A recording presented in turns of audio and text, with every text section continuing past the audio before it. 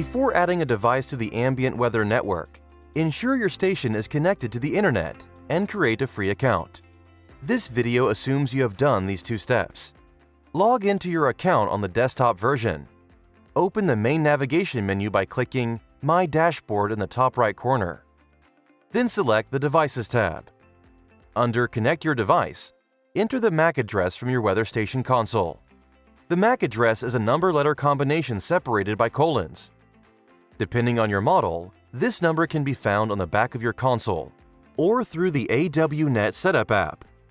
After you enter your unique MAC address, it should say, "Looks good." If it says Invalid MAC, this indicates that this weather station has already been registered to another account and will need to be removed from the other account before proceeding. Now click Next.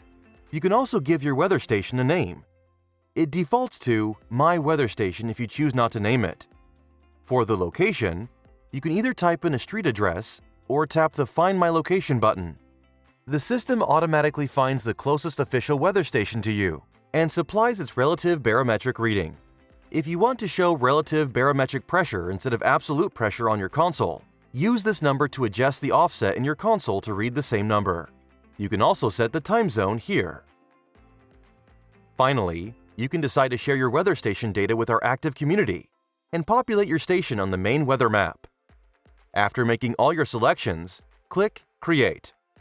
You have now added your weather station to your account, and you can proceed to the My Dashboard button to manage your weather data.